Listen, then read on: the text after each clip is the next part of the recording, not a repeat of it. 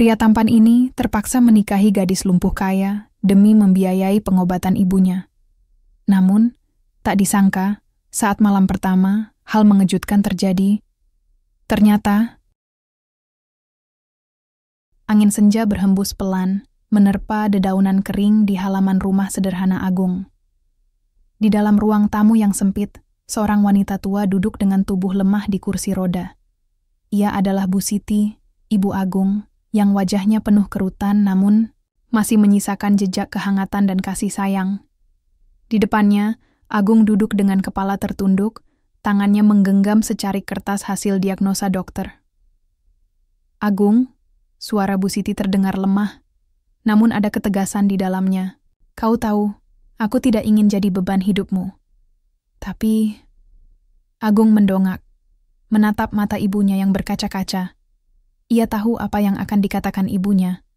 Sejak hasil pemeriksaan medis itu keluar, mereka berdua sudah membahas kemungkinan terburuk, operasi besar yang membutuhkan biaya hampir setengah miliar rupiah.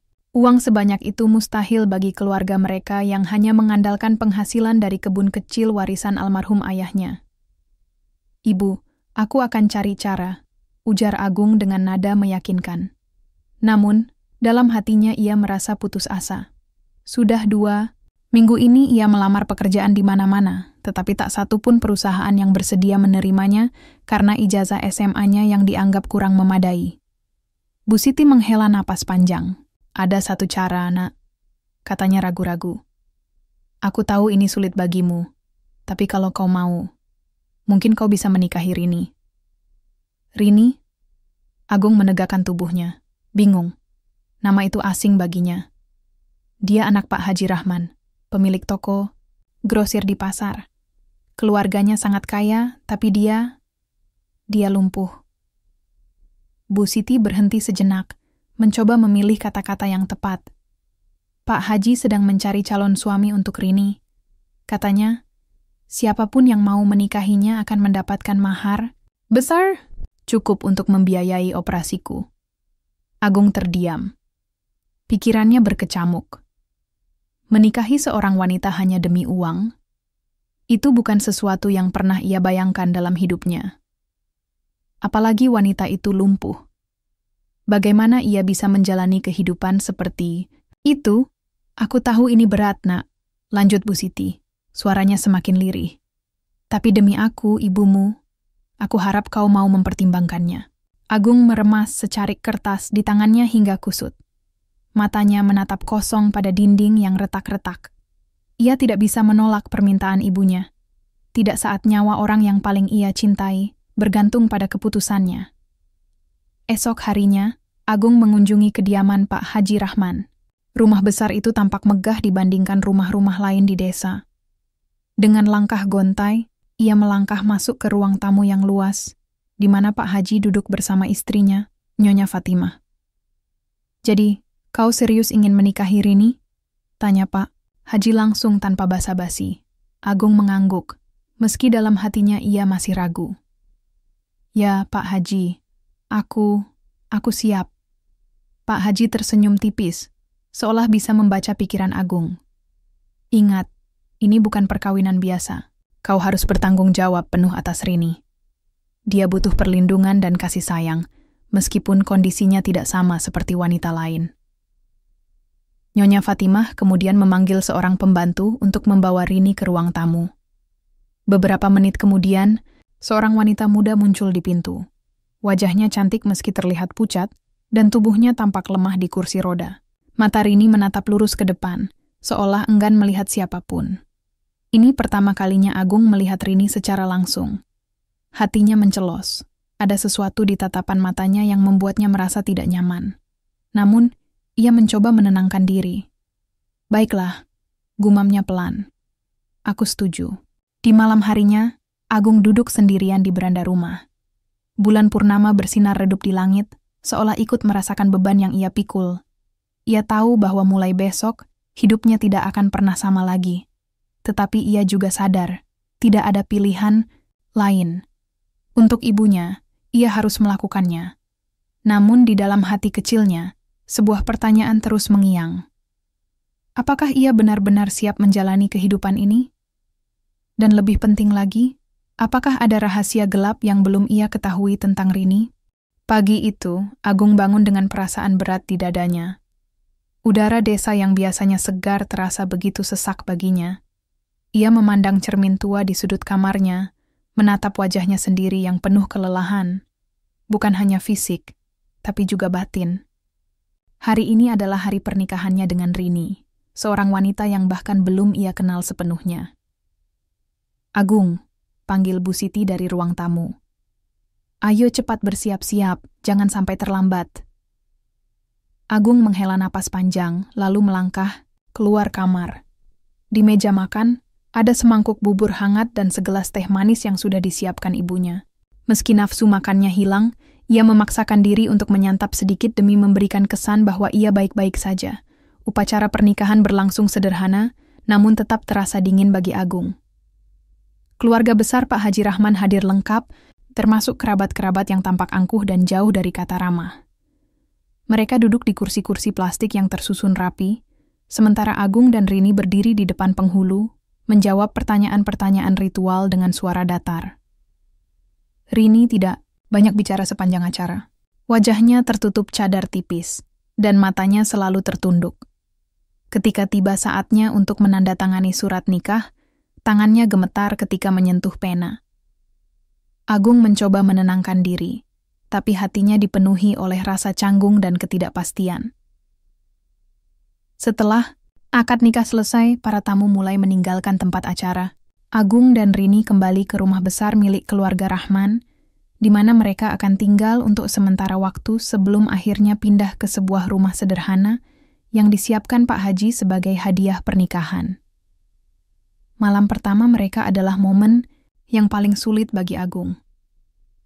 Ia duduk di tepi ranjang besar di kamar pengantin, sementara Rini duduk di kursi roda di sudut ruangan. Suasana hening membungkus keduanya. Hanya terdengar bunyi jarum jam dinding yang berdetak pelan. "Kamu? Tidak apa-apa?" tanya Agung akhirnya, mencoba memecah kebekuan. Rini mengangkat kepala, menatapnya singkat sebelum kembali menunduk. "Aku baik-baik saja," jawabnya dengan nada datar. Agung merasa seperti berbicara dengan dinding. Ia mencoba lagi. "Kalau kamu butuh sesuatu, bilang saja ya." Rini tidak menjawab. Ia hanya diam, seolah tak ingin berinteraksi lebih jauh. Setelah beberapa saat, Agung akhirnya menyerah. Ia berbaring di kasur, memejamkan mata, dan berharap malam ini cepat berlalu. Namun, ketika ia hampir tertidur, matanya menangkap sesuatu di atas meja rias di sudut kamar. Sebuah buku harian kecil tergeletak di sana, setengah tersembunyi di balik kotak perhiasan. Penasaran, Agung bangkit dan mengambil buku itu. Awalnya, ia ragu untuk membukanya, tapi kemudian rasa ingin tahunya mengalahkan rasa bersalah. Dengan hati-hati, ia membuka halaman pertama. Tulisan-tulisan Rini terpampang di sana, penuh kemarahan dan dendam. "Kenapa mereka memaksaku menikah? Aku tidak butuh suami. Aku tidak butuh belas kasihan siapapun. Ini semua salah ayah. Dia tidak pernah peduli padaku. Aku hanya alat untuk menjaga nama baik keluarga." Agung membaca lebih jauh dan semakin heran. Buku harian itu dipenuhi tulisan tentang amarah Rini terhadap keluarganya, terutama ayahnya. Ada kalimat-kalimat yang menyebutkan bahwa ia merasa terjebak dalam hidupnya, bahwa kondisinya bukan sesuatu yang alami. Tiba-tiba, pintu kamar terbuka. Rini masuk, wajahnya langsung berubah ketika melihat buku harian di tangan Agung. "Kamu membacanya?" tanyanya dengan nada dingin, namun matanya menyiratkan kepanikan. Agung buru-buru menutup buku itu dan menyerahkannya kepada Rini. "Maaf," katanya pelan. "Aku tidak bermaksud." Rini merebut buku harian itu dari tangannya, lalu duduk kembali di kursi rodanya. Ia menundukkan kepala, tubuhnya tampak gemetar. "Jangan pikir aku senang menikah denganmu," ujarnya tiba-tiba, suaranya penuh emosi. "Ini bukan tentangmu, ini tentang mereka. Mereka ingin memperbaiki reputasi keluarga mereka. dengan menjodohkanku dengan orang lain. Agung terdiam. Kata-kata Rini membuatnya sadar bahwa ia bukan satu-satunya yang terjebak dalam situasi ini. Rini juga korban dari keputusan keluarganya. Namun, ada sesuatu yang masih belum jelas. Mengapa dia lumpuh? Apakah benar-benar kondisi medis? Atau ada alasan lain? Jadi, kamu benar-benar lumpuh? Tanya Agung hati-hati, meski ia tahu pertanyaan itu bisa jadi terdengar kasar. Rini menatapnya tajam. Itu urusanku, katanya dingin. Lalu, ia memutar kursi rodanya dan keluar dari kamar, meninggalkan Agung sendirian dengan pikiran yang semakin kacau. Di tengah malam yang sunyi, Agung terbaring di kasurnya, memikirkan semua yang telah terjadi hari ini. Ia mulai menyadari bahwa pernikahannya dengan Rini bukan sekadar soal uang atau pengorbanan untuk ibunya. Ada rahasia yang lebih besar di balik semua ini, dan ia bertekad untuk mengungkapnya. Minggu-minggu pertama pernikahan Agung dan Rini berjalan dalam keheningan yang canggung. Rini jarang bicara, dan ketika ia melakukannya, suaranya selalu dingin dan penuh jarak. Agung merasa seperti hidup bersama seorang asing, seorang wanita yang tidak ingin ia kenal lebih dalam, namun juga tidak bisa ia hindari. Namun, rasa penasaran Agung terhadap Rini semakin membara setelah malam pertama mereka. Kata-kata dalam buku hariannya terus terngiang di benaknya, terutama bagian tentang keluarganya dan kondisi fisiknya. Ia mulai memperhatikan gerakan-gerakan kecil Rini. Bagaimana tangannya kadang gemetar saat memegang gelas, atau bagaimana matanya sesekali menunjukkan kilatan kemarahan yang terpendam.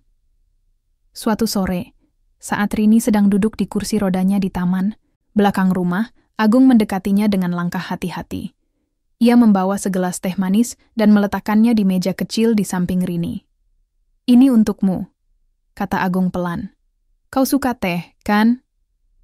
Rini menoleh sejenak, lalu mengangguk singkat. "Terima kasih," balasnya tanpa ekspresi.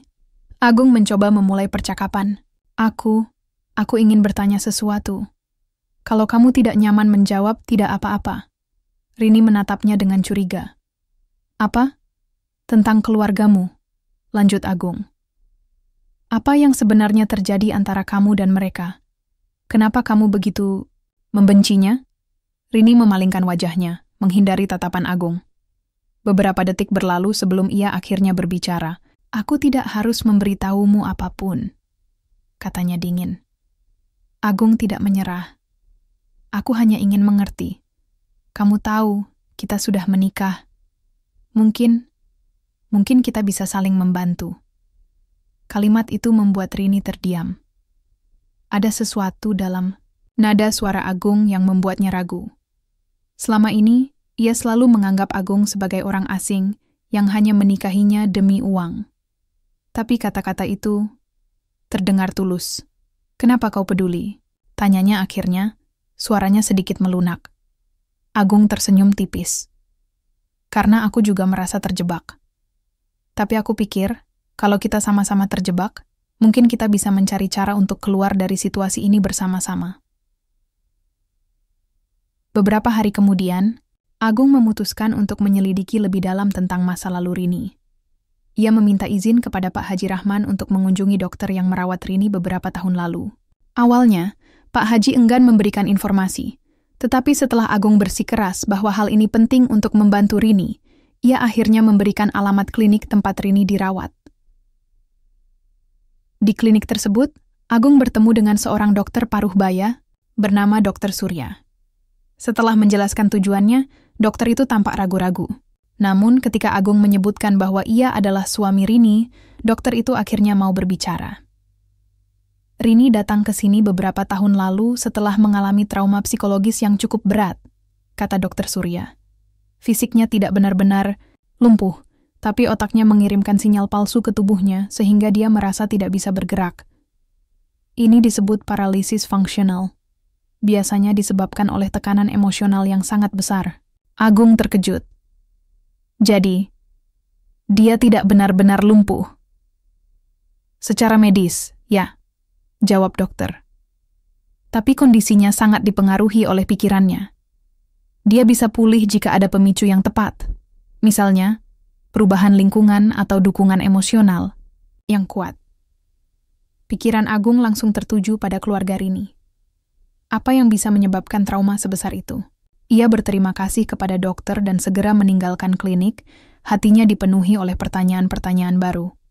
Malam itu, Agung memutuskan untuk mengonfrontasi Rini. Ia menemukannya di kamar, duduk di tepi ranjang dengan pandangan kosong. Dengan hati-hati, Agung duduk di sampingnya. "Rini," panggilnya lembut. "Aku tahu sesuatu tentangmu."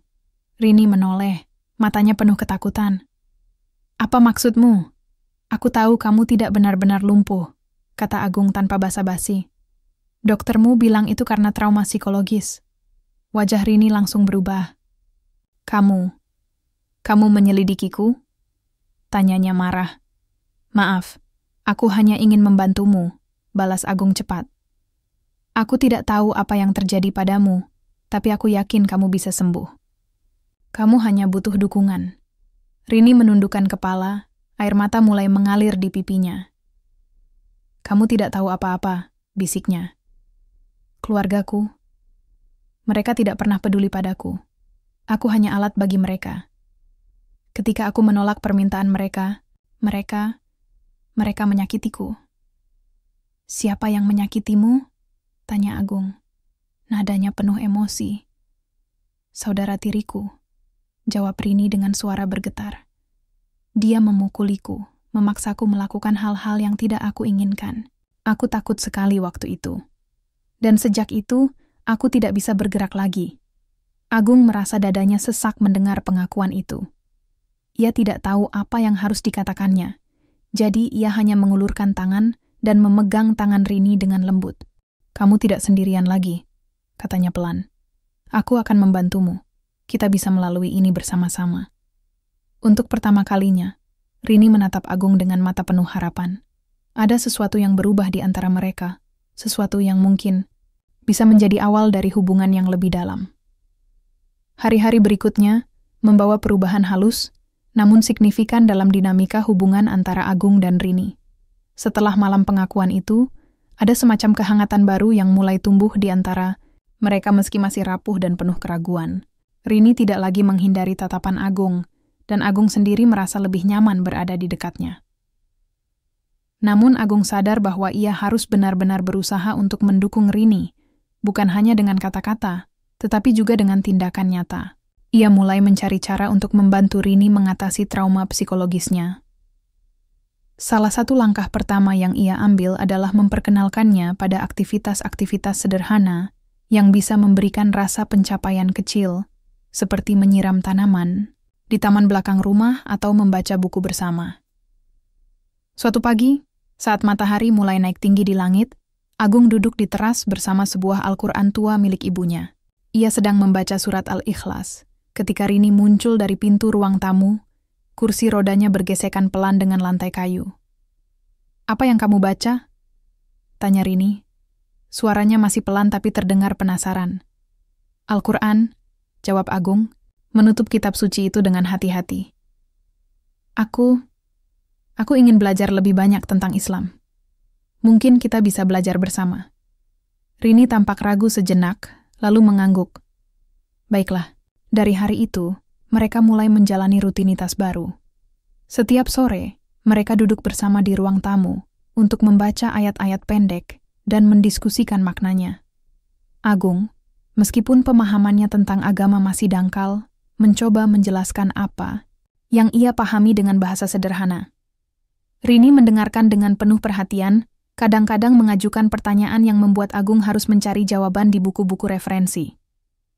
Selama proses ini, Agung mulai melihat sisi lain dari Rini. Di balik eksterior dingin dan tertutupnya, ada wanita cerdas dan religius yang memiliki pandangan mendalam tentang kehidupan. Rini juga menunjukkan ketertarikan besar pada spiritualitas, sesuatu yang belum pernah Agung lihat sebelumnya.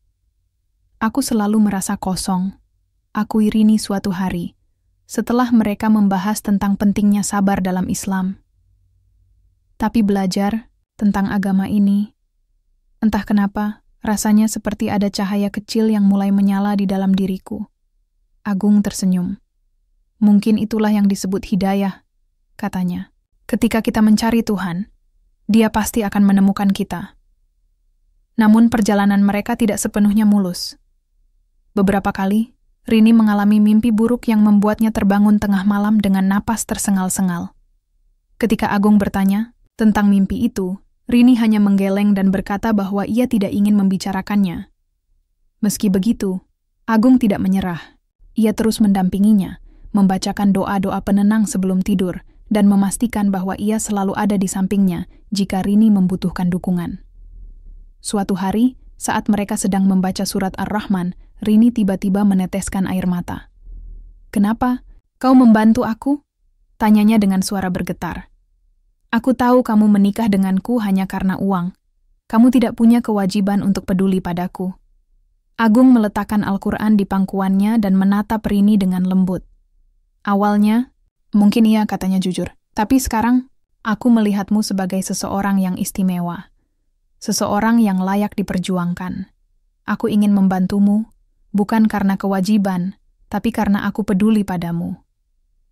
Pernyataan itu membuat Rini terdiam.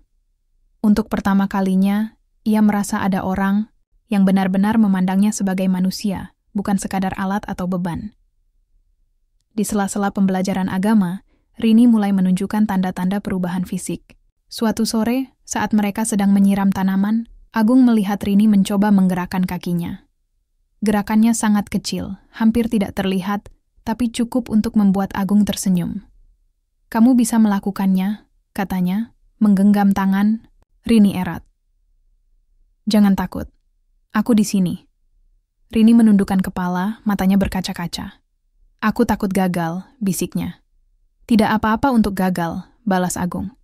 "Yang penting, kamu mencoba. Itu sudah lebih dari cukup." Beberapa minggu kemudian, momen penting datang. Saat mereka sedang berdoa bersama setelah sholat maghrib, Rini tiba-tiba mengangkat tangannya, sendiri. Matanya melebar, penuh keheranan dan haru.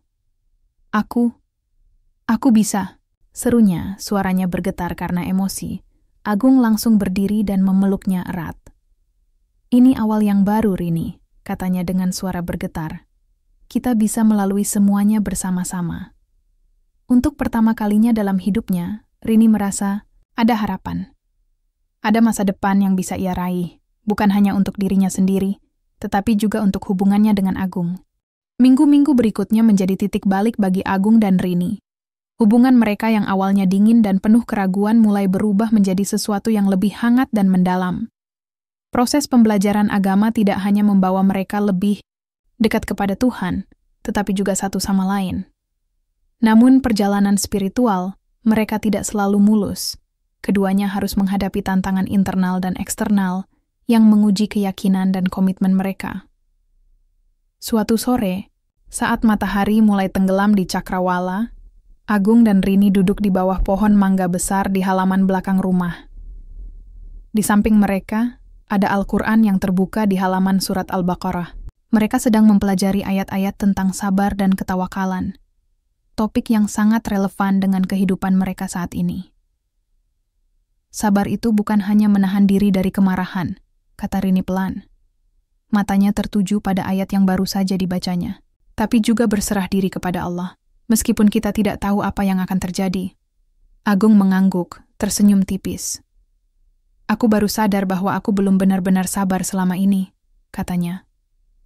"Aku selalu merasa hidupku sulit, tapi mungkin itu karena aku terlalu fokus pada masalah, bukan pada solusi yang dia siapkan."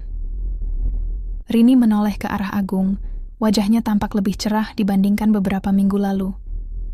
"Aku juga begitu," katanya. "Dulu, aku merasa dunia ini tidak adil padaku. Tapi sekarang, aku mulai melihat bahwa setiap ujian adalah caranya untuk menguatkan kita." Percakapan seperti ini sering terjadi antara mereka. Dengan setiap diskusi tentang agama, mereka tidak hanya saling memperdalam pemahaman, tetapi juga semakin mengenal karakter dan nilai-nilai masing-masing. Bagi Rini, Agung bukan lagi sekadar suami yang menikahinya karena keterpaksaan, melainkan seseorang yang benar-benar peduli dan ingin membantunya menemukan kedamaian. Dan bagi Agung, Rini bukan lagi wanita asing yang lumpuh secara fisik dan emosional, melainkan sosok yang kuat, penuh harapan, dan memiliki hati yang lembut. Namun, meskipun hubungan mereka semakin erat, bayang-bayang masa lalu Rini masih menghantui. Suatu malam, saat mereka sedang berdoa bersama sebelum tidur, Rini tiba-tiba berhenti dan menundukkan kepala. Tubuhnya gemetar, dan air mata mulai mengalir di pipinya. "Apa yang terjadi?" tanya Agung khawatir, meletakkan tasbihnya dan mendekati Rini. Aku takut," bisik Rini. "Aku takut kalau keluargaku akan datang mencariku. Aku takut mereka akan memaksaku kembali ke kehidupan yang sama." Agung meraih tangan Rini dan menggenggamnya erat. "Kamu tidak sendirian," katanya, dengan nada tegas namun lembut. "Aku akan melindungimu apapun yang terjadi. Kita sudah memilih jalan baru, dan kita akan menjalani hidup ini bersama-sama." Kata-kata itu memberikan kekuatan bagi Rini. Ia mengangguk pelan, mencoba menenangkan diri. "Aku percaya padamu," katanya akhirnya. Di sisi lain, perubahan dalam diri Agung juga mulai terlihat jelas. Ia yang dulunya jarang sholat 5 waktu dan tidak terlalu peduli dengan ibadah, sekarang menjadi lebih konsisten. Bahkan, ia mulai mengajarkan Rini tentang pentingnya zakat dan sedekah sebagai bentuk rasa syukur kepada Allah. "Meskipun kita tidak punya banyak uang, kita bisa membantu orang lain dengan cara-cara kecil," kata Agung suatu pagi sambil memberikan nasi bungkus kepada seorang pengemis tua di pinggir jalan. "Ini bukan soal jumlah, tapi soal niat." Rini mengamati dengan penuh perhatian. Ia mulai menyadari bahwa Agung bukan hanya berusaha menjadi suami yang baik, tetapi juga manusia yang lebih baik. Hal itu membuatnya semakin yakin bahwa ia telah membuat keputusan yang tepat dengan membuka hatinya kepada Agung. Namun, ada satu hal yang masih menjadi pertanyaan besar bagi Rini. Suatu hari, saat mereka sedang membaca hadits tentang pentingnya hijrah perpindahan dalam Islam, Rini tiba-tiba bertanya, "Apakah kita bisa meninggalkan semua ini? Meninggalkan masa lalu kita dan memulai hidup baru?" Agung terkejut mendengar pertanyaan itu. "Maksudmu, meninggalkan keluargamu?" tanyanya hati-hati. Rini mengangguk. "Aku ingin hidup mandiri, tanpa tekanan dari siapapun. Aku ingin kita bisa membangun kehidupan yang benar-benar milik kita, bukan yang dipaksakan oleh orang lain." Agung terdiam sejenak. Ia tahu bahwa ide itu penuh risiko, terutama karena mereka masih bergantung pada dukungan finansial dari keluarga Rini. Namun, ia juga merasa bahwa ini adalah langkah yang harus mereka ambil jika ingin benar-benar bebas dari belenggu masa lalu. "Kalau itu yang kamu inginkan, aku akan mendukungmu," kata Agung akhirnya. "Kita bisa mencoba. Meskipun sulit, aku yakin Allah akan membantu kita." Beberapa hari kemudian, Agung dan Rini mulai merencanakan langkah-langkah konkret untuk mewujudkan impian mereka. Mereka memutuskan untuk pindah ke sebuah desa kecil di pinggiran kota, tempat mereka bisa memulai hidup baru tanpa gangguan dari keluarga Rini. Mereka juga mulai mencari pekerjaan sederhana yang bisa menopang kehidupan mereka sehari-hari. "Ini bukan tentang melarikan diri," kata Rini suatu malam saat mereka sedang membahas rencana tersebut. "Ini tentang membangun kehidupan yang lebih baik untuk kita dan untuk masa depan kita." Agung mengangguk, senyumnya penuh keyakinan. "Aku setuju. Kita sudah terlalu lama hidup dalam bayang-bayang masa lalu. Sekarang saatnya kita menciptakan cerita baru." Namun, di tengah persiapan mereka, ada satu hal yang Rini simpan dalam hati. Ia diam-diam menulis surat untuk keluarganya, menjelaskan alasan keputusannya untuk meninggalkan rumah dan memulai hidup baru. Surat itu penuh dengan perasaan campur aduk, rasa sakit atas perlakuan buruk mereka, tetapi juga harapan agar suatu hari mereka bisa memahami pilihannya. "Aku tidak membenci kalian," tulis Rini di akhir suratnya. "Aku hanya ingin hidup dengan damai, bersama seseorang yang benar-benar mencintaiku." Setelah menyelesaikan surat itu, Rini menyerahkannya kepada Agung. "Tolong, kirimkan ini setelah kita pergi," katanya dengan suara bergetar. Pagi itu, udara di desa kecil tempat Agung dan Rini tinggal terasa segar namun penuh ketegangan. Setelah beberapa minggu merencanakan kehidupan baru mereka, Akhirnya tiba saatnya bagi pasangan muda itu untuk meninggalkan rumah besar keluarga Rahman dan memulai hidup mandiri. Namun, sebelum mereka sempat melangkah lebih jauh, sebuah insiden tak terduga mengubah segalanya. Suatu pagi, saat Agung sedang mempersiapkan barang-barang mereka untuk pindah, suara mobil yang mendekat membuatnya menoleh. Dari jendela kamar, ia melihat dua mobil mewah berhenti di depan pintu gerbang rumah. Jantungnya langsung berdegup kencang. Ia tahu siapa yang datang. "Rini," panggil Agung dengan nada cemas. "Keluargamu, mereka di sini." Rini yang sedang membereskan buku-buku di meja langsung berhenti. Tubuhnya membeku, wajahnya pucat seperti kertas. "Tidak mungkin," gumamnya pelan. Matanya dipenuhi rasa takut. Beberapa detik kemudian, langkah-langkah berat terdengar mendekat. Pak Haji Rahman, ayah Rini, muncul di ambang pintu ruang tamu, diikuti oleh Nyonya Fatimah dan saudara tirinya, Arif, yang dikenal karena sikapnya yang kasar dan otoriter. "Jadi, ini benar-benar rencanamu?" bentak Pak Haji, nadanya dingin namun menusuk. "Kamu ingin meninggalkan keluargamu? Meninggalkan semua yang sudah kami berikan padamu?" Rini mencoba menjawab, tapi suaranya tersangkut di tenggorokan. Ia hanya bisa menundukkan kepala, mencoba menahan air mata yang mulai menggenang di matanya. Agung maju selangkah, berdiri di depan Rini sebagai bentuk perlindungan. "Maaf Pak Haji," katanya dengan nada tegas namun hormat. "Ini adalah keputusan kami berdua. Kami ingin hidup mandiri, tanpa tekanan dari siapapun." Pak Haji tertawa sinis. "Mandiri? Dengan apa? Kamu pikir kamu bisa hidup hanya dengan niat kosong? Kamu tidak punya apa-apa, Agung. Kamu hanya pemuda desa biasa yang menikahi putri kami demi uang." Kata-kata itu menyakitkan, tapi Agung tidak bergeming. "Apapun alasannya dulu, sekarang aku bertanggung jawab atas Rini. Dan aku tidak akan membiarkan dia kembali ke kehidupan yang membuatnya menderita." Nyonya Fatimah, yang biasanya pendiam, tiba-tiba angkat bicara. "Kamu pikir kamu bisa melindunginya? Lihat saja dirimu, kamu bahkan tidak bisa memberinya kehidupan layak." Arif, yang selama ini diam, akhirnya melangkah maju. Wajahnya penuh kemarahan. "Cukup omong kosong," bentaknya, lalu menarik kursi roda Rini dengan kasar. "Kamu pulang sekarang juga, Rini. Ini bukan tentangmu atau dia. Ini tentang nama baik keluarga kita." Agung langsung bereaksi. Dengan cepat ia menahan tangan Arif dan menatapnya tajam. "Jangan sentuh dia," kata Agung dengan suara rendah namun mengancam. "Aku tidak peduli siapa kalian.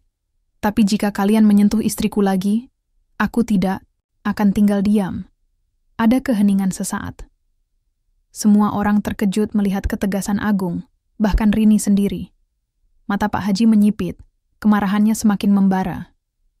"Baiklah," katanya dingin. "Kalau begitu kamu harus tahu konsekuensinya. Mulai hari ini, kamu tidak akan pernah mendapatkan bantuan apapun dari kami.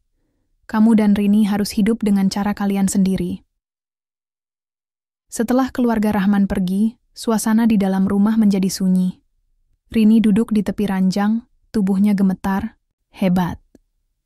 Agung mendekatinya dan memeluknya erat. "Kamu tidak sendirian," bisik Agung. "Aku di sini. Apapun yang terjadi, kita akan menghadapinya bersama." Rini menangis dalam pelukan Agung. Tapi kali ini, tangisnya bukan hanya penuh kesedihan, melainkan juga lega. Untuk pertama kalinya, ia merasa benar-benar bebas dari bayang-bayang keluarganya. Namun, kenyataan mulai terasa berat beberapa hari kemudian. Tanpa dukungan finansial dari keluarga Rahman, kehidupan mereka menjadi sangat sulit. Rumah kecil yang mereka sewa di pinggiran kota hampir tidak layak huni, dan pekerjaan yang mereka temukan hanya cukup untuk memenuhi kebutuhan sehari-hari. Suatu malam, setelah seharian bekerja keras, Agung dan Rini duduk di meja kayu kecil di dapur. Di depan mereka, hanya ada nasi dengan sayur bening sederhana. Meski begitu, mereka saling tersenyum, mencoba menguatkan satu sama lain. "Aku tidak menyesal," kata Rini pelan. "Meskipun hidup ini sulit, Aku merasa lebih bahagia daripada sebelumnya, karena aku bersamamu.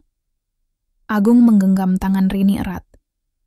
Kita akan baik-baik saja, katanya dengan keyakinan. Selama kita bersama, tidak ada yang bisa menghentikan kita. Namun, di tengah malam yang sunyi, Rini tidak bisa tidur. Ia duduk di beranda rumah, memandang langit penuh bintang. Pikirannya dipenuhi oleh kenangan masa lalu dan kekhawatiran tentang masa depan. Saat itulah, ia mendengar suara langkah kaki mendekat. Masih belum tidur? Tanya Agung, suaranya lembut. Rini menggeleng. Aku hanya berpikir tentang segalanya. Agung duduk di sampingnya, menatap bintang-bintang yang berkilauan di langit. Kamu tahu, kadang-kadang aku merasa takut, katanya jujur. Takut, gagal, takut tidak bisa melindungimu. Tapi setiap kali aku melihatmu, aku merasa lebih kuat.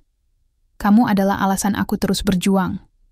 Rini tersenyum tipis, air mata mengalir di pipinya. Terima kasih, katanya pelan. Untuk segalanya. Di bawah langit malam yang luas, mereka berjanji untuk terus berpegangan tangan, meskipun badai kehidupan menghadang. Mereka tahu bahwa jalan ke depan tidak akan mudah, tetapi dengan keyakinan dan cinta, mereka yakin bisa melewatinya.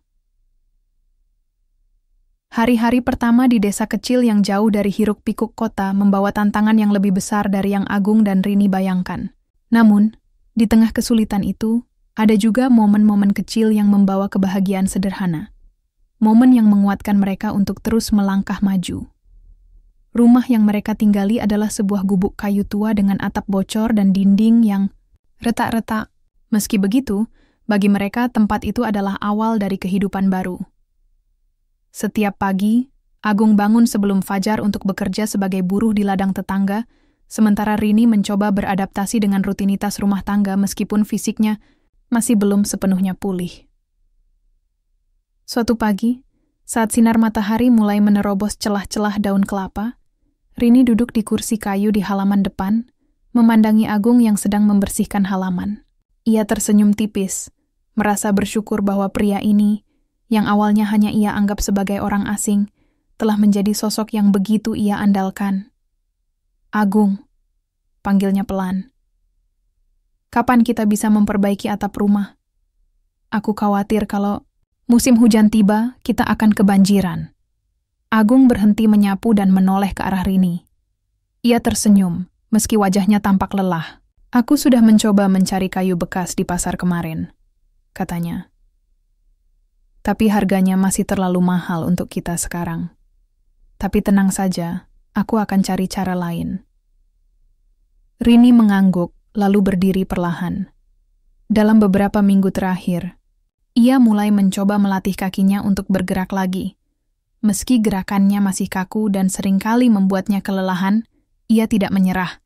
Hari ini, ia ingin membantu Agung membersihkan halaman. Biarkan aku membantu, katanya. Suaranya penuh, tekad Agung menggeleng. Kamu tidak perlu repot-repot. Istirahat saja. Aku bisa melakukannya, balas Rini dengan nada tegas. Aku tidak mau hanya jadi beban bagimu. Melihat tekad di mata Rini, Agung akhirnya mengalah. Baiklah, katanya. Tapi hati-hati. Ya. Dengan langkah-langkah kecil yang penuh usaha, Rini mulai membantu membersihkan halaman. Gerakan-gerakan sederhana itu mungkin terlihat sepele bagi orang lain, tapi bagi Rini, itu adalah kemenangan kecil yang memberikan kepercayaan diri lebih besar. Namun, kehidupan di desa kecil tidak selamanya damai. Beberapa tetangga mulai bergunjing tentang pasangan muda itu. Ada yang mengatakan bahwa Agung hanya memanfaatkan Rini karena uangnya, meskipun mereka sudah meninggalkan kekayaan keluarga Rahman. Dan ada juga yang meragukan niat baik Agung karena latar belakangnya yang sederhana. Kenapa kamu masih bertahan dengan dia? Tanya Bu Salma, seorang tetangga yang kerap datang berkunjung ke rumah mereka. Dia kan cuma pemuda desa biasa. Apa dia bisa memberimu kehidupan layak? Rini menatap Bu Salma dengan tegas. Agung bukan sekadar pemuda desa biasa, katanya. Dia adalah suamiku, dan dia telah membuktikan bahwa dia lebih peduli padaku daripada siapapun. Itu lebih dari cukup untukku. Bu Salma mengangkat alis, tampak terkejut oleh jawaban Rini. Terserah kalian saja, katanya, lalu pergi dengan senyum sinis. Setelah Bu Salma pergi, Agung mendekati Rini dan memegang pundaknya. Kamu tidak perlu membela aku seperti itu, katanya pelan. Aku tahu apa yang orang-orang pikirkan tentang kita. Tapi aku tidak peduli dengan apa yang mereka pikirkan, balas Rini dengan nada mantap. Yang penting adalah apa yang kita rasakan. Dan aku tahu, aku memilihmu bukan karena kekayaan atau status, tapi karena hatimu.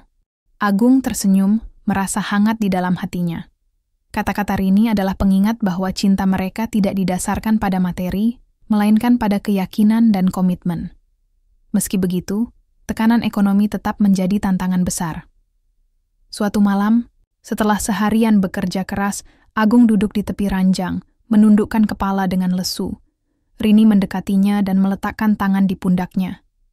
Ada apa? Tanyanya lembut. Agung menghela napas panjang. Aku hanya merasa gagal. Kita hidup begitu sulit, dan aku tidak bisa memberimu kehidupan yang lebih baik. Rini menggenggam tangan Agung erat. Kamu tidak gagal, katanya. Kehidupan ini mungkin sulit, tapi kita masih bersama. Itu lebih berharga daripada apapun. Agung menatap mata Rini, merasa lega mendengar kata-kata itu. Ia tahu bahwa Rini benar. Selama mereka saling memiliki, segala sesuatu lainnya hanyalah rintangan yang bisa mereka atasi bersama. Di tengah malam yang sunyi, Rini seringkali terbangun karena mimpi buruk. Bayangan masa lalunya, terutama kenangan tentang saudara tirinya, Arif, masih menghantui. Namun, setiap kali ia terbangun dengan napas tersengal-sengal, Agung selalu ada di sampingnya, memeluknya dan membacakan doa-doa penenang. Jangan takut, bisik Agung suatu malam, saat Rini terbangun dengan air mata mengalir di pipinya. Aku di sini, tidak ada yang bisa menyakitimu lagi. Rini memeluk Agung erat, merasa aman di dalam pelukannya. Ia tahu bahwa masa lalunya tidak akan hilang begitu saja, tapi dengan Agung di sisinya, ia merasa lebih kuat untuk menghadapinya. Beberapa minggu kemudian, ada kemajuan kecil yang memberi harapan baru bagi mereka. Seorang tetangga tua, Pak Karim, menawarkan pekerjaan tambahan kepada Agung sebagai pembantu di warungnya. Meski upahnya tidak besar, setidaknya itu bisa membantu meringankan beban keuangan mereka. Kamu yakin bisa menangani 2 pekerjaan sekaligus? Tanya Rini khawatir. Saat Agung memberitahunya tentang tawaran itu, Agung tersenyum. Aku bisa. Lagi pula, aku tidak ingin kamu terlalu khawatir tentang uang. Kamu fokus saja pada pemulihanmu. Rini tersenyum tipis, matanya berkaca-kaca. Terima kasih, katanya pelan, untuk segalanya. Hidup di desa kecil yang jauh dari kemewahan kota, tidak hanya menguji ketahanan fisik Agung dan Rini, tetapi juga iman mereka. Setiap hari membawa tantangan baru, baik dari luar maupun dari dalam diri mereka sendiri. Namun, di tengah ujian-ujian itu, mereka terus berusaha memperkuat hubungan mereka dengan Tuhan dan satu sama lain. Suatu pagi, saat Agung sedang bekerja di ladang tetangga, seorang pria muda mendekatinya dengan wajah serius. Pria itu adalah Hasan, salah satu pekerja di ladang yang dikenal suka bergosip. Di tangannya ia memegang sebuah amplop putih. Ini untukmu, kata Hasan, menyerahkan amplop itu kepada Agung. Aku tidak tahu isinya apa, tapi katanya penting. Agung menerima amplop itu dengan rasa penasaran. Ketika ia membukanya, matanya melebar karena terkejut. Di dalamnya ada sebuah surat tanpa nama pengirim, tetapi isinya cukup jelas. Kami tahu apa yang kamu lakukan. Kamu pikir bisa lolos begitu saja? Jika kamu tidak kembali ke keluarga Rahman, kami akan membongkar rahasia gelapmu kepada seluruh desa. Pikirkan baik-baik. Tangan Agung gemetar membaca surat itu. Rahasia gelap? Apa maksudnya? Ia mencoba tenang, tapi hatinya dipenuhi oleh kekhawatiran. Saat pulang ke rumah malam itu, Agung memutuskan untuk tidak langsung memberitahu Rini tentang surat ancaman itu. Ia takut membuatnya cemas. Namun Rini yang biasanya peka, langsung menyadari bahwa ada sesuatu yang mengganggu suaminya. "Ada apa, Agung?" tanyanya, saat mereka duduk bersama di meja makan sederhana mereka. "Kamu tampak gelisah." Agung ragu sejenak, lalu menghela napas panjang. Aku menerima surat ancaman hari ini," katanya pelan. Rini terkejut. "Ancaman? Dari siapa?" "Aku tidak tahu," jawab Agung. "Tapi sepertinya dari keluargamu. Mereka mengancam akan membongkar sesuatu tentang kita, jika kita tidak kembali." Wajah Rini langsung berubah pucat. Apa yang mereka maksud dengan rahasia gelap? Itulah pertanyaan yang juga menghantui pikiran Agung. Selama beberapa hari terakhir, ia mulai merenungkan apakah ada sesuatu dalam hidupnya yang bisa menjadi senjata bagi keluarga Rini untuk melawan mereka. Tapi semakin ia memikirkannya, semakin ia yakin bahwa mereka hanya mencoba menakut-nakuti. "Mungkin mereka hanya menggertak," kata Agung. Meski nada suaranya terdengar tidak yakin. "Tapi kita harus waspada." Rini mengangguk, lalu meraih tangan Agung. "Kita tidak bisa menyerah sekarang," katanya dengan nada tegas. "Jika mereka ingin membongkar sesuatu, biarlah. Kita sudah memilih jalan ini, dan kita harus tetap teguh." Namun, tekanan tidak hanya datang dari luar. Beberapa hari setelah surat ancaman itu, Agung mulai merasa lelah secara mental. Pekerjaan di ladang dan warung Pak Karim membuat tubuhnya kelelahan, sementara pikirannya terus dipenuhi oleh kekhawatiran tentang masa depan mereka. Suatu malam, setelah seharian bekerja keras, Agung duduk di beranda rumah, memandangi langit malam yang penuh bintang. Rini mendekatinya, membawa segelas teh hangat. "Kamu terlihat sangat lelah," kata Rini lembut. "Minumlah ini." Agung tersenyum tipis, lalu mengambil gelas itu. "Terima kasih," katanya pelan. "Tapi aku tidak hanya lelah secara fisik. Aku merasa seperti gagal menjadi suami yang baik." Rini duduk di sampingnya, menatapnya dengan penuh perhatian. "Kenapa kamu berkata begitu?" tanyanya. "Aku tidak bisa memberimu kehidupan yang layak," balas Agung, suaranya penuh rasa bersalah. "Kita hidup begitu sulit, dan aku bahkan tidak bisa melindungimu dari ancaman keluargamu." Rini menggenggam tangan Agung erat. "Kamu tidak gagal," katanya dengan nada tegas. "Kehidupan ini memang sulit, tapi bukankah kita sudah belajar bahwa sabar dan tawakal adalah kunci? Allah tidak akan memberikan ujian yang melebihi kemampuan kita." Agung menundukkan kepala, air mata mulai mengalir di pipinya. "Aku hanya takut kalau aku tidak bisa menjaga janjiku padamu." Rini memeluknya erat. "Kamu sudah melakukan lebih dari cukup," bisiknya. "Kamu telah membuktikan bahwa cinta dan komitmenmu padanya dan padaku lebih kuat daripada semua rintangan ini." Percakapan itu memberikan kekuatan baru bagi Agung. Ia sadar bahwa meskipun hidup mereka penuh tantangan, mereka masih memiliki satu sama lain, dan keyakinan mereka pada Allah adalah benteng terkuat mereka. Namun, ujian belum berakhir. Beberapa hari kemudian, gosip mulai menyebar di desa. Ada yang mengatakan bahwa Agung hanyalah pemuda miskin yang memanfaatkan Rini demi uang, meskipun kenyataannya mereka hidup jauh dari kemewahan. Gosip itu sampai ke telinga Bu Salmah, tetangga yang kerap mengomentari kehidupan mereka. "Kalian tahu kan, ada orang-orang yang tidak suka melihat kalian hidup bahagia," kata Bu Salmah suatu sore, saat ia datang berkunjung ke rumah mereka. "Katanya, kalian punya rahasia besar yang disembunyikan." Rini menatap Bu Salmah dengan tegas. "Kami tidak punya rahasia apapun," katanya. "Dan jika ada yang ingin membongkar sesuatu, silakan saja, kami tidak takut." Bu Salmah tertawa sinis. "Kita lihat saja nanti," katanya, lalu pergi. Setelah Bu Salmah pergi, Agung dan Rini saling berpandangan. Mereka tahu bahwa ini adalah ujian iman yang sesungguhnya, bukan hanya tentang bertahan hidup, tetapi juga tentang menjaga integritas dan kepercayaan mereka pada Tuhan. "Kita harus lebih kuat dari ini," kata Rini pelan. "Jika Allah menguji kita, itu karena Dia tahu kita mampu melewatinya." Agung mengangguk, merasa lega mendengar kata-kata itu. Ia tahu bahwa jalan mereka masih panjang, tapi dengan cinta, keyakinan, dan komitmen, mereka yakin bisa menghadapi segala ujian yang datang. Malam itu, angin dingin berhembus pelan di desa kecil yang sunyi.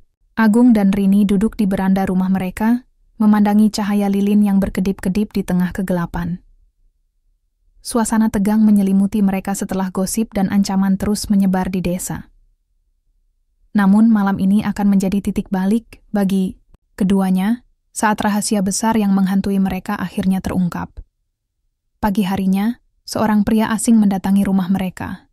Ia tampak berpakaian rapi, dengan jas hitam dan dasi yang terlihat tidak sesuai dengan suasana pedesaan. Pria itu memperkenalkan dirinya sebagai Pak Andi, pengacara keluarga Rahman. "Saya datang atas nama keluarga Rahman," kata Pak Andi dengan nada formal. "Ada beberapa hal yang perlu kami bicarakan." Agung dan Rini saling berpandangan, hati mereka dipenuhi kekhawatiran. Mereka mengundang Pak Andi masuk ke dalam rumah, meskipun perasaan tidak nyaman mulai merayap di benak mereka.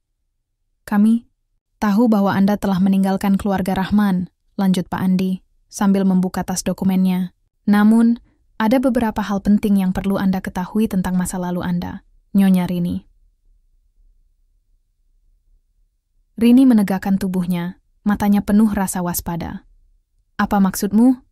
tanyanya dengan suara bergetar. Pak Andi mengeluarkan sebuah map tebal dari tasnya dan meletakkannya di atas meja.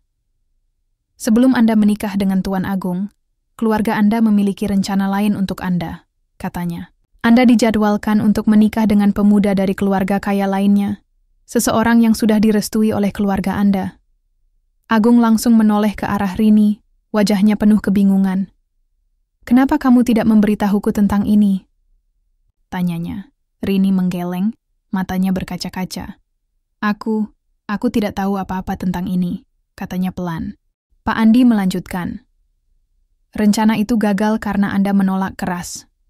Saudara tiri Anda, Arif, mencoba memaksa Anda dengan cara kasar.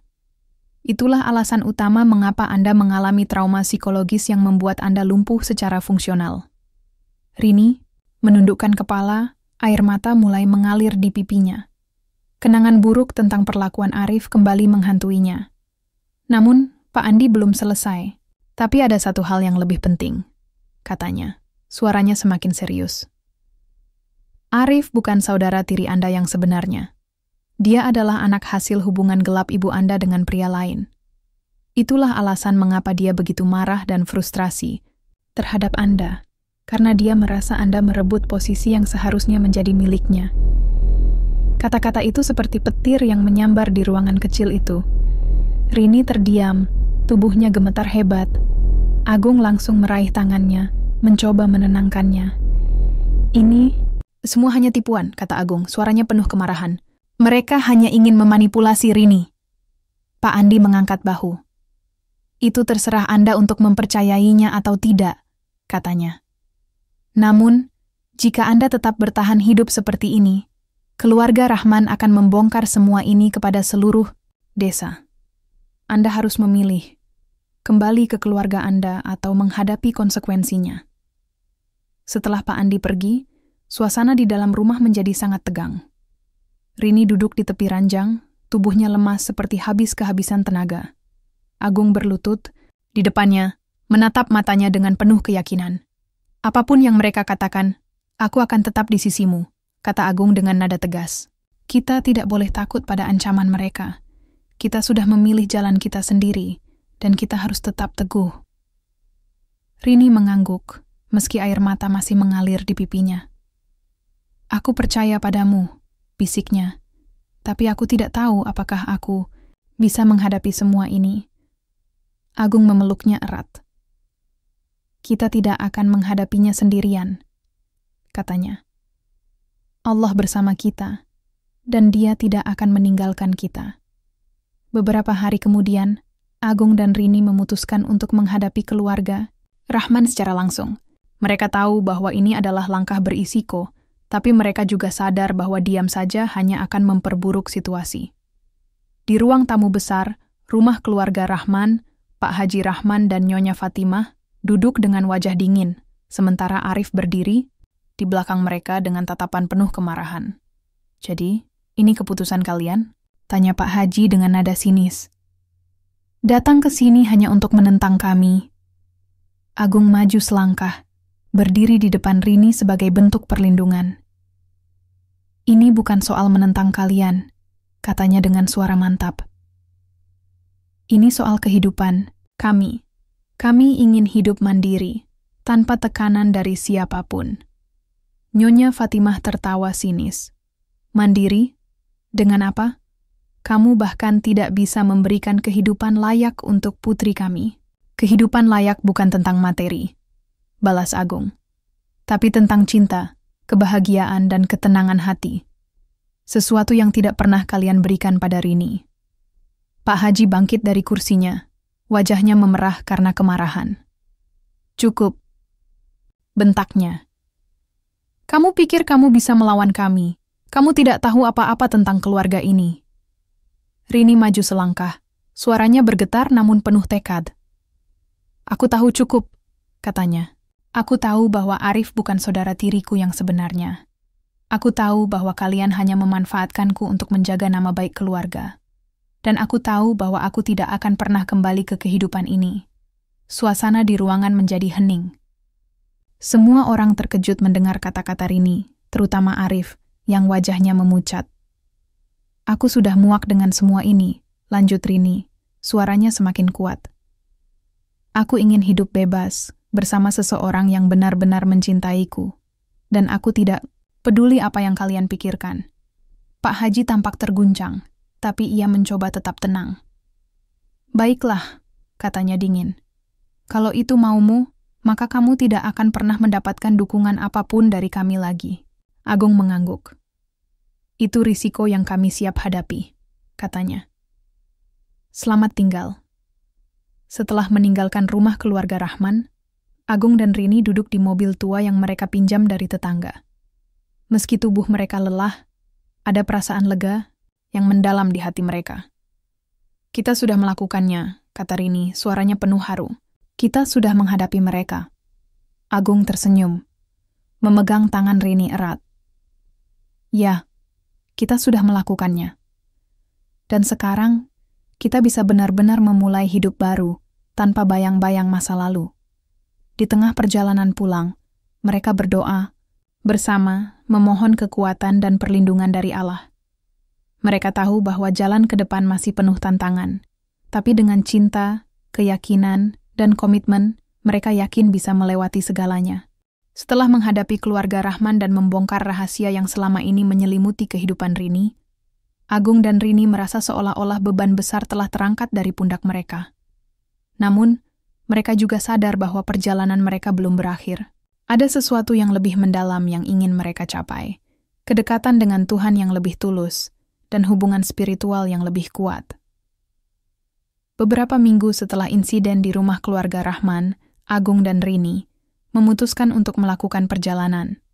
Haji sebagai bentuk rasa syukur atas semua ujian yang telah mereka lalui. Bagi mereka, ini bukan hanya sekadar ritual agama, tetapi juga cara untuk membersihkan hati dan menemukan kedamaian batin. Kita sudah melalui banyak hal, kata Rini suatu pagi saat mereka duduk di beranda rumah sambil membaca brosur tentang paket haji. Aku pikir, ini adalah waktu yang tepat untuk lebih mendekatkan diri kepada Allah. Agung mengangguk, matanya penuh haru. Ya, aku setuju. Kehidupan kita mungkin sulit, tapi semua itu membuat kita lebih kuat. Dan aku ingin mempersembahkan segala pencapaian ini kepadanya. Mereka mulai menabung sedikit demi sedikit untuk biaya haji. Meski penghasilan mereka tidak besar, mereka yakin bahwa dengan kesabaran dan kerja keras, impian itu bisa terwujud. Setiap hari, mereka saling memberi semangat, membacakan ayat-ayat Al-Quran bersama, dan berdoa agar Allah mempermudah langkah mereka. Akhirnya, tiba waktunya bagi Agung dan Rini untuk berangkat ke Tanah Suci. Mereka meninggalkan desa kecil, mereka untuk sementara waktu, dengan harapan kembali sebagai pribadi yang lebih baik dan lebih dekat dengan Tuhan. Di Mekah, suasana penuh kekhidmatan menyelimuti mereka. Di tengah kerumunan jutaan jamaah dari seluruh dunia, Agung dan Rini merasa begitu kecil namun begitu signifikan di hadapan Allah. Saat pertama kali melihat Ka'bah, mata mereka berkaca-kaca karena takjub dan haru. Ini adalah momen yang tidak akan pernah aku lupakan, bisik Rini. Suaranya penuh emosi. Kita benar-benar di sini, berdiri di hadapan Allah. Agung menggenggam tangan Rini erat. Ya, ini adalah awal baru bagi kita, katanya. Semoga Allah menerima semua doa dan permohonan kita. Selama di Tanah Suci, mereka menjalani ibadah haji dengan penuh khusyuk. Setiap tahap ibadah, mulai dari tawaf, sa'i, hingga wukuf di Arafah, membawa mereka pada refleksi mendalam tentang kehidupan mereka. Mereka menyadari bahwa semua ujian yang mereka alami adalah cara Allah untuk menguatkan iman mereka. Suatu sore, saat mereka beristirahat di tenda Mina, seorang ulama tua mendekati mereka. Ulama itu tampak berwibawa dengan sorban putih yang melingkari kepalanya. Ia tersenyum hangat saat melihat pasangan muda itu. "Apa yang membawa kalian ke sini?" tanya ulama itu dengan nada lembut. "Kami ingin bersyukur atas semua yang telah Allah berikan kepada kami," jawab Agung dengan hormat. "Kami telah melewati banyak ujian, dan kami berharap ibadah ini bisa membawa kami pada kedamaian batin." Ulama itu mengangguk, lalu duduk di samping mereka. "Hidup ini memang penuh ujian," katanya. "Tapi Allah tidak pernah memberikan ujian yang melebihi kemampuan hambanya. Yang penting adalah bagaimana kita menghadapinya dengan sabar dan tawakal." Rini mendengarkan dengan penuh perhatian. "Bagaimana jika ada masa lalu yang masih menghantui kami?" tanyanya pelan. Ulama itu tersenyum bijaksana. "Masa lalu adalah bagian dari perjalanan hidup kita," katanya. "Namun Allah selalu membuka pintu maaf bagi hambanya yang bertobat. Jangan biarkan masa lalu menjadi beban. Lihatlah ke depan, karena Allah selalu memberikan harapan baru." Kata-kata itu menyentuh hati Agung dan Rini. Mereka merasa seperti mendapatkan pencerahan baru tentang arti hidup dan cinta. Mereka menyadari bahwa tidak ada yang bisa mengubah masa lalu, tapi mereka bisa memilih untuk menjalani masa depan dengan keyakinan dan keikhlasan. Saat tiba waktunya untuk pulang ke Indonesia, Agung dan Rini merasa seperti orang yang sama sekali baru. Hati mereka dipenuhi oleh kedamaian dan rasa syukur yang mendalam. Mereka tidak lagi merasa takut atau khawatir tentang masa depan, karena mereka tahu bahwa Allah selalu bersama mereka. Di pesawat, saat menuju tanah air, Rini menatap Agung dengan senyum penuh haru. "Terima kasih," katanya pelan, "untuk segalanya." Agung tersenyum, memegang tangan Rini erat. "Kita sudah melewati semua ini bersama-sama," katanya. "Dan aku yakin, apapun yang menanti kita di depan, kita akan menghadapinya bersama." Sesampainya di desa kecil mereka, mereka disambut dengan hangat oleh tetangga-tetangga yang dulu sering bergunjing tentang mereka. Namun, kali ini, pandangan mereka berbeda. Mereka melihat Agung dan Rini sebagai pasangan yang teguh dalam iman dan cinta, meski hidup mereka penuh tantangan. "Kalian berubah," kata Pak Karim, pemilik warung tempat Agung bekerja. "Ada aura ketenangan di wajah kalian." Agung dan Rini tersenyum. "Kami hanya ingin hidup lebih dekat dengan Allah," kata Rini. "Dan kami berharap bisa menjadi contoh bagi orang lain." Di malam pertama mereka kembali ke rumah. Mereka duduk di beranda, memandangi langit penuh bintang. Suasana damai menyelimuti mereka, dan mereka merasa seperti telah menemukan tujuan hidup yang sebenarnya. "Kita sudah melalui banyak hal," kata Agung pelan. "Tapi aku yakin, ini bukan akhir dari perjalanan kita. Masih ada banyak hal yang bisa kita lakukan untuk membantu orang lain dan mendekatkan diri kepada Allah." Rini mengangguk, matanya penuh harapan. "Ya, kita akan terus berusaha menjadi lebih baik," katanya. "Karena Allah selalu membuka pintu harapan bagi hambanya yang beriman." Setelah kembali dari perjalanan haji, kehidupan Agung dan Rini berubah secara signifikan. Bukan hanya dalam hal spiritualitas mereka yang semakin mendalam, tetapi juga dalam cara mereka memandang dunia dan hubungan mereka dengan orang-orang di sekitar. Mereka merasa lebih ringan, lebih damai, dan lebih siap untuk menghadapi tantangan apapun yang mungkin datang. Suatu pagi, saat matahari mulai terbit dan menyinari, Desa kecil mereka, Agung dan Rini duduk bersama di meja kayu sederhana di ruang tamu. Di atas meja, ada secarik kertas yang mereka tulis bersama. Daftar rencana baru untuk kehidupan mereka. "Apa yang harus kita lakukan pertama kali?" tanya Rini. Matanya berbinar penuh semangat. Agung tersenyum. "Kita bisa mulai dengan membantu orang lain," katanya. "Kita sudah belajar banyak tentang sabar, syukur, dan cinta selama perjalanan ini. Sekarang, saatnya kita berbagi itu dengan orang-orang di sekitar kita." Rini mengangguk setuju. "Ya, aku ingin membantu ibu-ibu di desa yang kesulitan mencari air bersih. Aku juga ingin mengajarkan anak-anak tentang pentingnya pendidikan agama." Agung menatap Rini dengan bangga. "Aku tidak akan pernah berhenti kagum pada dirimu," katanya. "Meski hidupmu penuh ujian, kamu selalu menemukan cara untuk memberi manfaat bagi orang lain." Rini tersenyum malu-malu.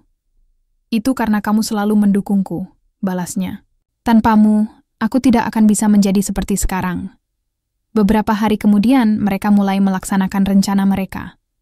Agung bekerja lebih keras dari biasanya, bahkan rela mengambil pekerjaan tambahan di ladang dan warung Pak Karim demi mengumpulkan dana untuk membantu tetangga-tetangga mereka.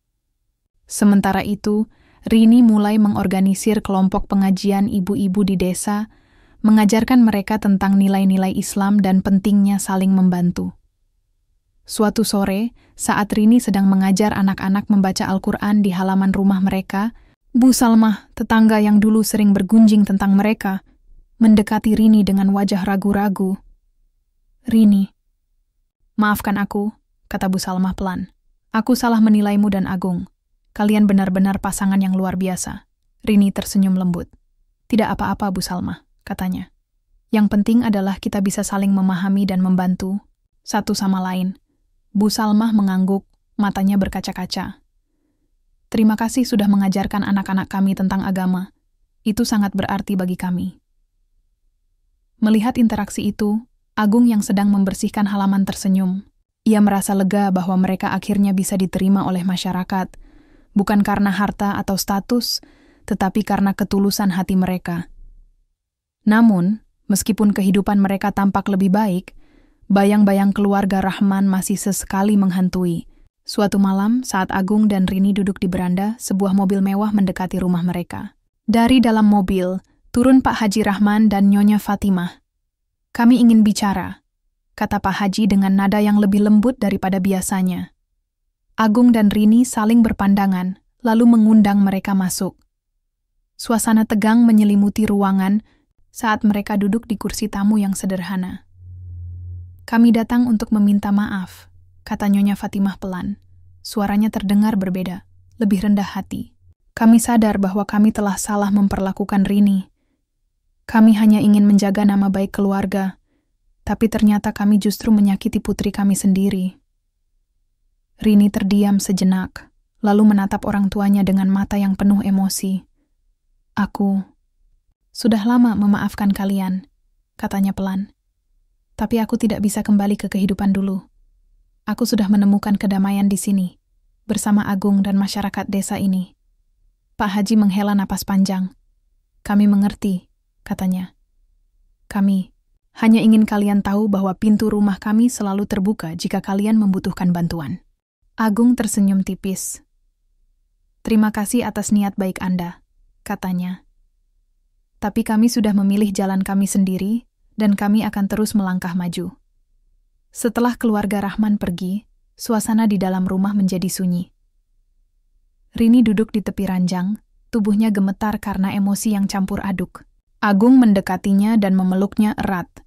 "Kamu tidak sendirian," bisik Agung. "Aku selalu di sisimu."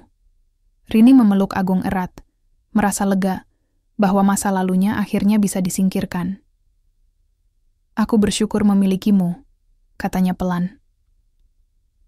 Beberapa minggu kemudian, saudara tiri Rini, Arif, datang ke rumah mereka. Wajahnya tampak lebih tua dan penuh penyesalan. Ia duduk di kursi tamu dengan kepala tertunduk, tidak berani menatap mata Rini. Aku minta maaf," kata Arif dengan suara bergetar. Aku tahu aku sudah melakukan banyak kesalahan.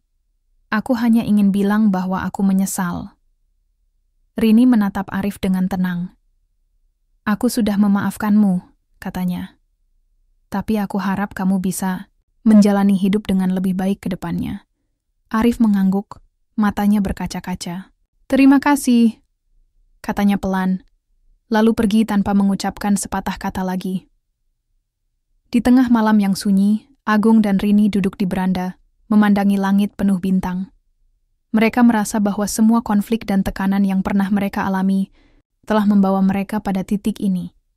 Titik di mana mereka bisa benar-benar memulai lembaran baru tanpa rasa takut atau dendam.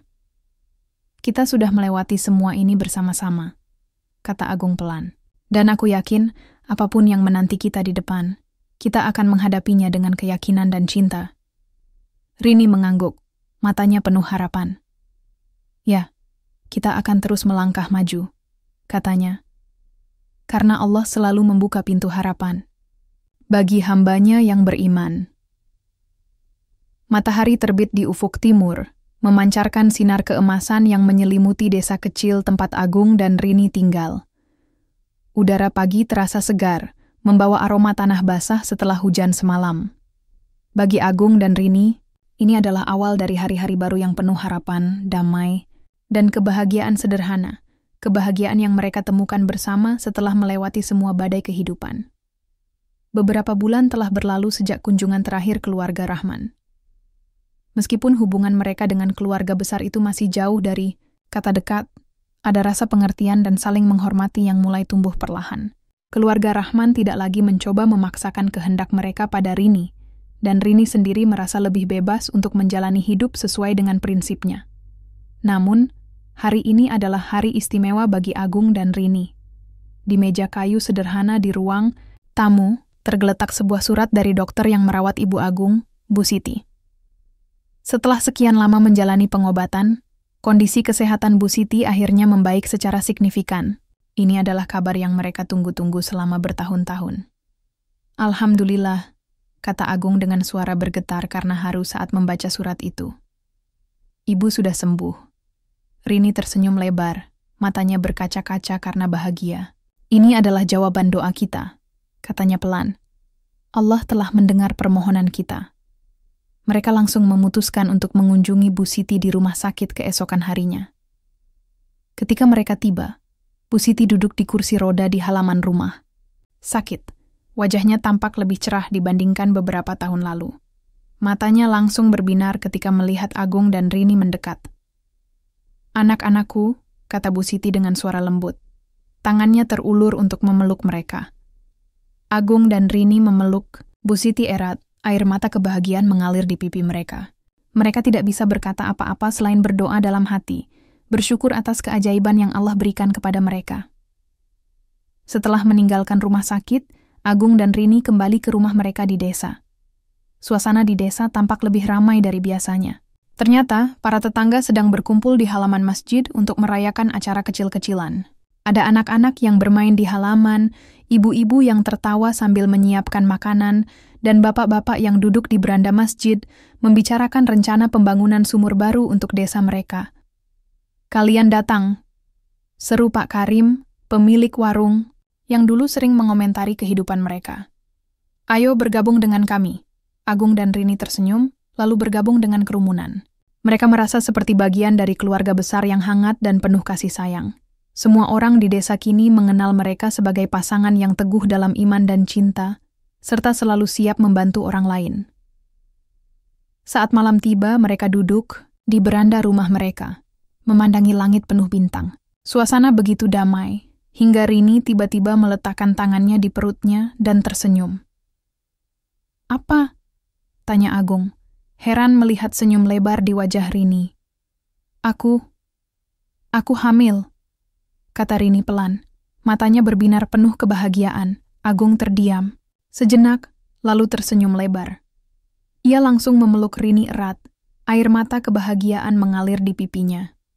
Alhamdulillah, katanya dengan suara bergetar. Ini adalah anugerah terbesar dari Allah untuk kita. Beberapa bulan kemudian, kebahagiaan mereka semakin lengkap ketika Rini melahirkan seorang bayi laki-laki yang sehat. Mereka memberinya nama Adam, yang berarti manusia pertama dalam Islam, sebagai simbol harapan baru bagi keluarga mereka. Di malam pertama setelah kelahiran Adam, Agung duduk di tepi ranjang, memandangi Rini yang sedang memeluk bayi mungil itu. Wajahnya dipenuhi oleh rasa syukur dan cinta yang tak terhingga. "Rini," kata Agung pelan, "terima kasih untuk segalanya. Kamu telah membuat hidupku sempurna." Rini tersenyum lembut, matanya berkaca-kaca karena bahagia. "Kita telah melewati semua ini bersama-sama," katanya. "Dan aku yakin, apapun yang menanti kita di masa depan, kita akan menghadapinya dengan keyakinan dan cinta." Agung mengangguk, lalu menunduk untuk mencium kening Rini dan kepala bayi Adam. Di tengah malam yang sunyi, mereka berdoa bersama, memohon agar Allah selalu melindungi keluarga kecil mereka dan memberikan keberkahan atas semua nikmatnya. Di akhir cerita ini, Agung menulis surat untuk Adam yang suatu hari nanti akan membacanya saat dewasa. "Adam, anakku tercinta, ketahuilah bahwa kehidupan ini penuh ujian. Tetapi di setiap ujian selalu ada hikmah dan pelajaran. Ayah dan ibumu telah melewati banyak kesulitan, tetapi kami selalu percaya bahwa Allah tidak akan memberikan ujian yang melebihi kemampuan hamba-Nya. Kami berharap kamu akan tumbuh menjadi anak yang soleh, penuh kasih sayang, dan selalu mendekatkan diri kepada Allah. Karena di dalam agama ada kedamaian, di dalam keluarga ada cinta, dan di dalam cinta ada kebahagiaan sejati. Selamat datang di dunia, anakku. Selamat datang di keluarga kecil kami. Kebahagiaan, kedamaian, dan harapan baru." Mereka berhasil melewati semua ujian hidup, dari tekanan keluarga, trauma masa lalu, hingga perjuangan membangun kehidupan baru bersama. Kini, mereka tidak hanya memiliki cinta yang lebih kuat, tetapi juga keluarga kecil yang penuh berkah. Kehadiran Adam sebagai buah cinta, mereka melambangkan awal baru yang penuh harapan. Surat yang ditulis Agung untuk Adam menjadi pesan penting tentang arti kehidupan, iman, dan cinta dalam menghadapi segala tantangan. Cerita ini mengajarkan bahwa meskipun hidup dipenuhi rintangan, keyakinan pada Allah, kesabaran, dan cinta bisa membawa seseorang pada kebahagiaan sejati.